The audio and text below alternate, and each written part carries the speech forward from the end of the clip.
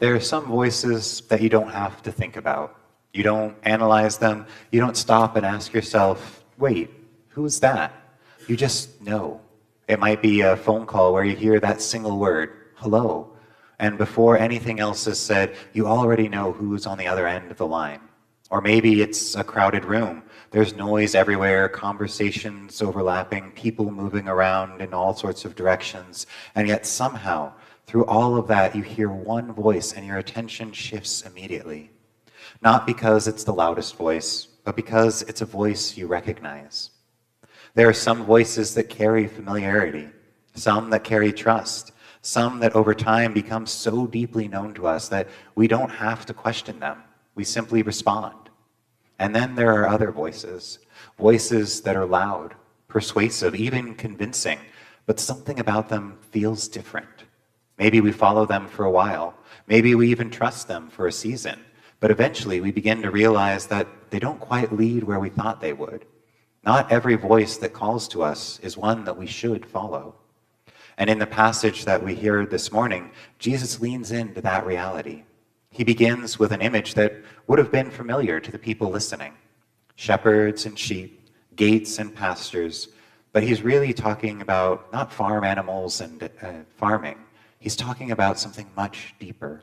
He's talking about recognition, about trust, about what it means to hear a voice and to know deep down whether it's one that leads to life. Because according to Jesus, the one that leads to life is what makes the difference. Because that's the voice that you know. And that voice is the one that will make all the difference. To really understand what Jesus is saying here, we have to pay attention to when he says it. Because this doesn't come out of nowhere. These words come right on the heels of another story just before this in John's Gospel. The story of a man who had been born blind.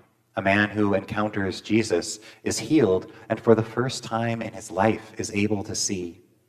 It's a moment that should have been filled with celebration, but instead it becomes a moment of division. The religious leaders, the ones who are supposed to guide the people, the ones who are supposed to recognize God's work, begin to question, to doubt, and to interrogate. They don't trust what has happened. They don't trust the man, and ultimately, they cast him out. They hear what has taken place, and they fail to recognize it.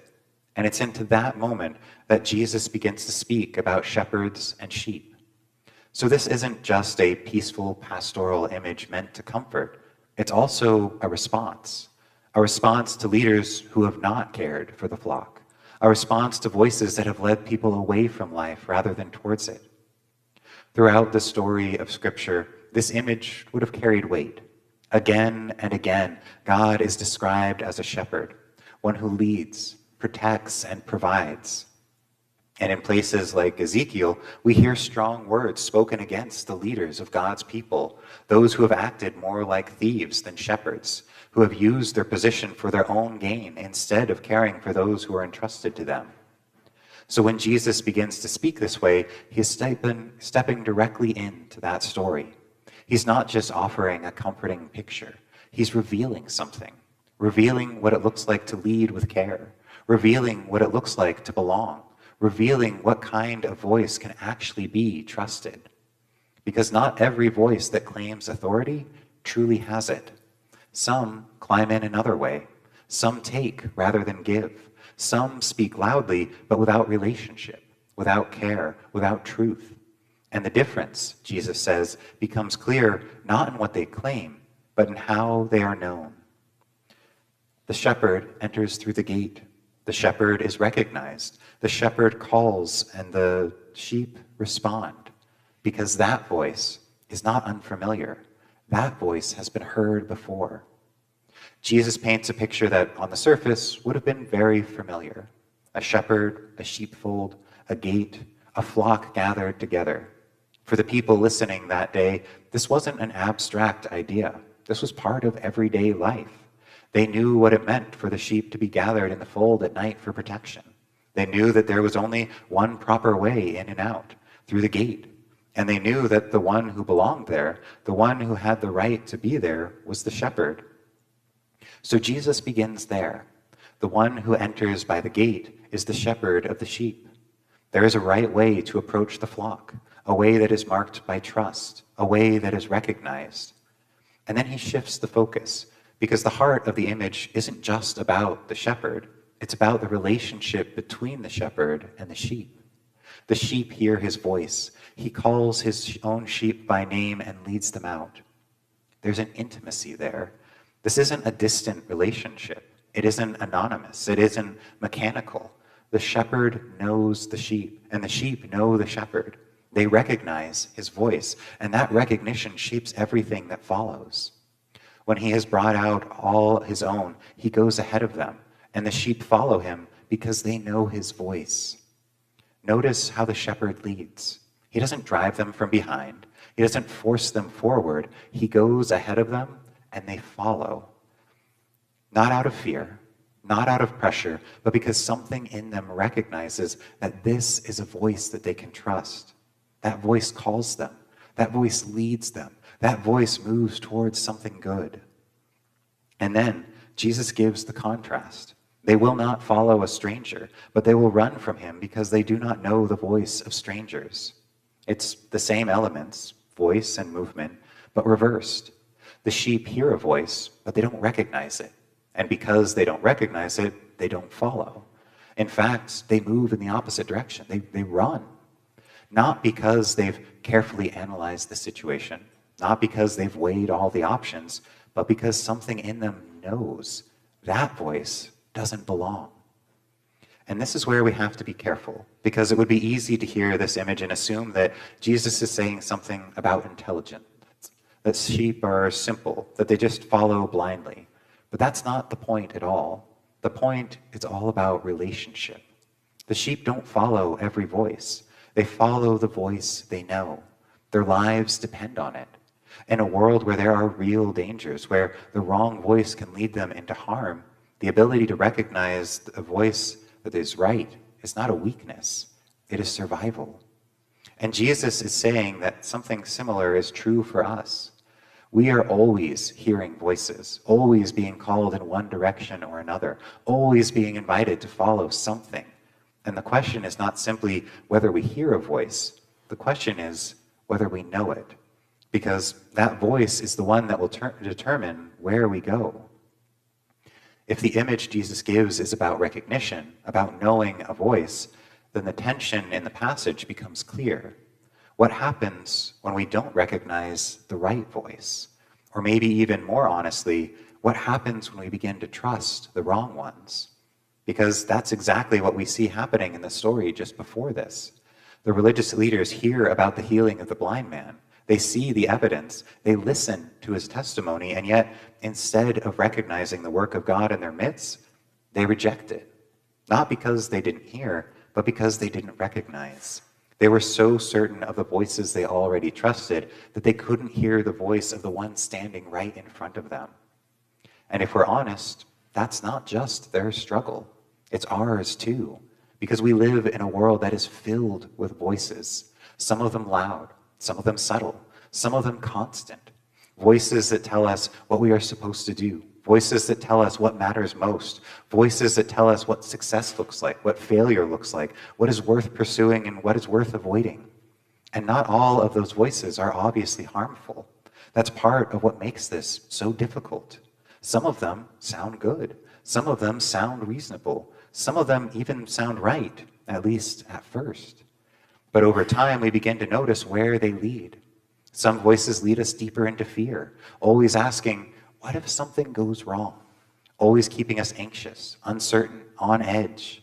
Some voices lead us into comparison, telling us that our worth is measured by what we achieve, how we look, or how we stack up against everyone else. Some voices lead us into shame, reminding us again and again of our failures, our shortcomings, the ways we haven't been enough.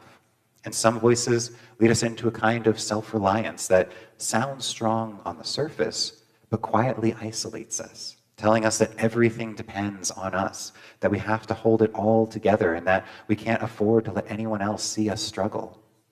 And the thing is, if we listen to those voices long enough, they start to feel familiar.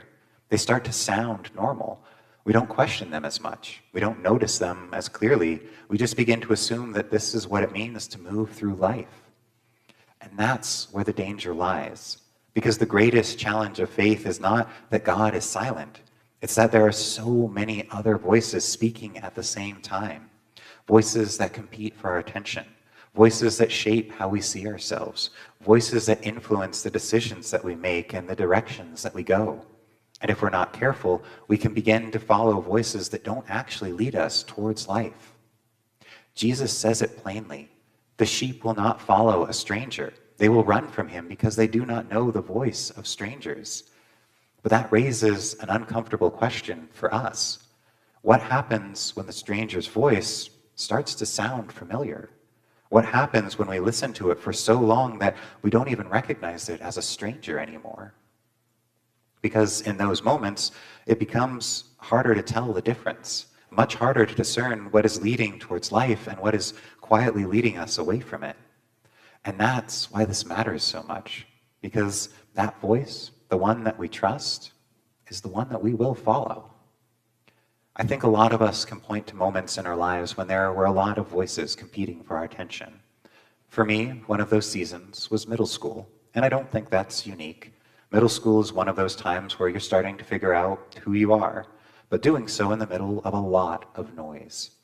There are voices telling you how you should dress, voices telling you who you should spend your time with, voices telling you what will make you fit in, what will make you stand out, what will make you liked.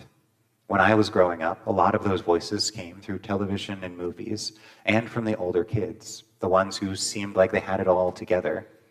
Now, there are even more voices. Social media with a constant connection and endless streams of opinions and expectations. But the reality is the same.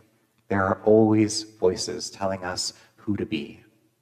And in the middle of all of that, I had a Sunday school teacher named Sandra.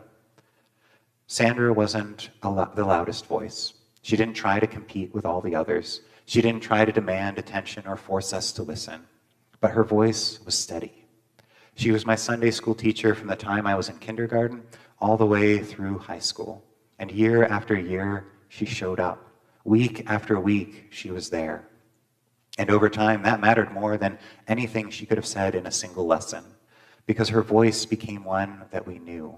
It was a voice of care, a voice of patience, a voice that made space for questions, even the difficult ones. And we had plenty of those. There were times when we didn't understand, times when we pushed back, times when we probably tested her patience more than we should have. And she didn't always have all the answers, but she never pretended to either. She would sit with those questions. She would be honest about what she didn't know, and she would keep pointing us back towards something deeper, towards faith, towards Christ, towards a life that wasn't just about fitting in, but about being formed. And maybe that's what stands out the most, looking back. It's not that it was that she never tried to force us to follow. Her voice didn't demand. It invited. It welcomed. It gave us space to grow, to learn, to make mistakes, and to come back again. Now, I can't say that she was the only positive voice in my life, and I can't say that every decision I made was shaped by what she taught. But I can say this: her voice mattered. It shaped me in ways I didn't fully understand at the time. It helped form the values that I carry. It helped guide me in the direction of my life. Not because it was the loudest voice, but because over time, it became a voice I recognized, a voice I trusted. And I think that's what Jesus is getting at here. Because when he talks about the sheep knowing the shepherd's voice, he's not talking about a one-time moment. He's talking about a relationship that is built up over time, a voice that is heard again and again, a voice that proves itself trustworthy, a voice that becomes familiar not because it demands attention, but because it constantly leads towards something good. And eventually, when that voice calls, you don't have to wonder whether you should follow, because that voice is one you know. Up to this point, Jesus has been speaking in images: shepherds, sheep, voices, and strangers. And then, beginning in verse 7, he shifts. He takes a familiar picture and begins to speak more directly. Very truly I tell you, I am the gate for the sheep. It's an interesting turn, because if we're picturing the scene, we might expect him to say, I am the shepherd. And he will say that later. But here, he says something different. I am the gate. And that matters because the gate is the place of entry. It's the point of access. It's what determines whether you are inside the fold or outside of it. Back in the image Jesus first gives, the gate was how you could tell who belonged. The shepherd enters through the gate. He has the right to be there. The thief climbs in another way. He does not. But now Jesus shifts the focus. It's no longer just about how the shepherd gets to the sheep. It's about how the sheep find life. I am the gate. Whoever enters by me will be saved and will come in and go out and find pasture. In other words, Jesus is not just the one who leads. He is the one through whom life is found. He is the way into safety, the way into belonging, the way into the kind of life that God intends. And this is where we have to be careful not to lose what Jesus is saying, because it would be easy to stay with the comfortable image of the shepherd, someone who guides, someone who cares, someone who walks with us. And that's all true.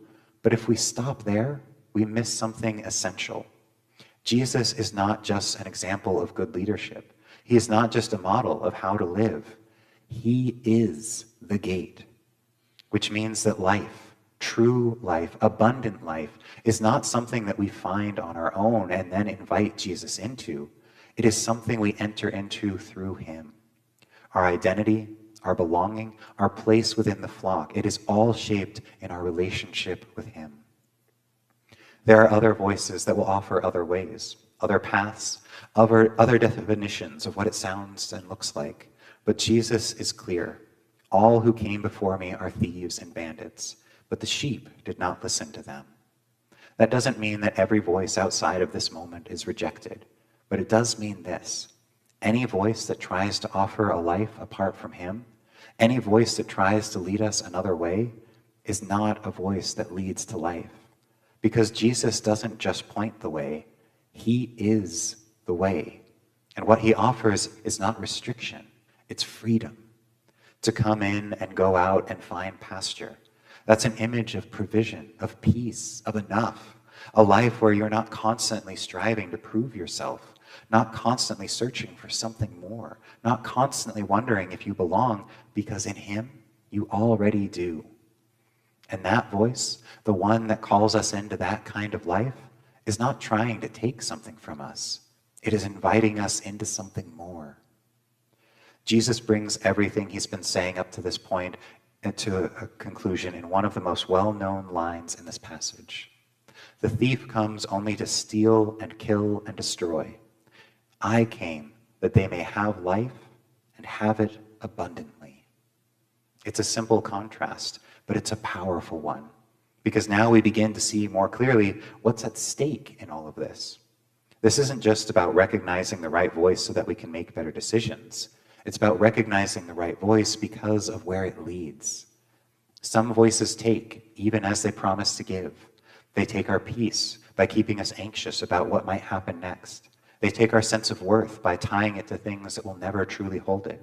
They take our joy by constantly shifting the standard of what is enough. They take our sense of belonging by convincing us that we have to earn it. And often, they don't do it all at once. It's gradual, subtle, a slow movement away from life, even while it feels like we're moving towards something important. That's what makes these voices so difficult to recognize, because they don't always sound harmful at first, but over time, we begin to see the results. We begin to feel the weight. We begin to notice that something is being taken from us. And then Jesus speaks into that reality. I came that they may have life and have it abundantly. Not barely, not just enough to get by, but abundantly. And that word doesn't mean an easy life. It doesn't mean a life without difficulty or struggle or uncertainty. But it does mean a life that is full. A life rooted in something deeper than circumstance. A life grounded in belonging rather than performance. A life shaped by love rather than fear. It's the kind of life where you are known, where you are called by name, where you are led, not driven, not forced, but led. And when we begin to see that contrast, something becomes clear. The voice of Jesus may challenge you. It may call you somewhere you didn't expect. It may invite you to let go of things you've been holding on to, but it will never diminish you. It will never strip away your worth. It will never lead you into something that ultimately destroys what God has created in you. Because that voice always leads towards life. And that doesn't mean it's always the easiest voice to follow. Sometimes other voices are louder. Sometimes they seem more immediate, more practical, more appealing. But over time, one leads to life and the others don't. And that is what makes this a story that matters. Now, if all of this is true, if there are many voices and if not all of them lead to life, then the question becomes, how do we learn to recognize the right one? Because Jesus says the sheep know the shepherd's voice, not because they heard it once, not because they figured it out in the moment, but because they've heard it over time, because they've stayed close enough to recognize it. And I think that's important for us to remember as well. Learning to recognize the voice of Jesus is not something that happens all at once. It's something that is formed. It's shaped in the day-to-day moments of faith. It's shaped when we spend time in Scripture, not just reading words on a page, but beginning to notice the character of the one who is speaking, the way Jesus moves towards people, the way he responds with grace and truth, the way he calls, invites, challenges, and restores. It's shaped in prayer, not just in what we say, but in how we listen, in the quiet moments when we begin to notice what draws us towards life, towards love, towards truth. It's shaped in community because we don't do this alone. Just like sheep are part of a flock, we are part of a community of faith, a people who are learning together what it means to listen, to follow, and to trust. There are times when others might need to help us hear what we may miss. There are times when we might need to be reminded, times when we might need to be guided back. And over time, we begin to recognize that voice more clearly. Not perfectly, not without moments of doubt or confusion, but with a growing sense of trust, a growing awareness of what leads to life and what doesn't. So maybe the question for us this morning isn't simply whether Jesus is speaking. Maybe the question is, what voices have we been listening to? What voices have we come to trust? What voices are shaping the direction of our lives? Because whatever voice we learn to trust is the one that we will follow. And wherever that voice leads is where we will go. But here is the good news. The voice of the Good Shepherd is still calling us by name, still leading, not forcing, not demanding, but leading, still inviting us into a life that is full and whole and rooted in the love of God, a life where we are known, a life where we belong, a life that is not defined by fear or striving, but by grace. And that voice is not one that we have to earn. It's not one that we have to chase down. It's already been speaking.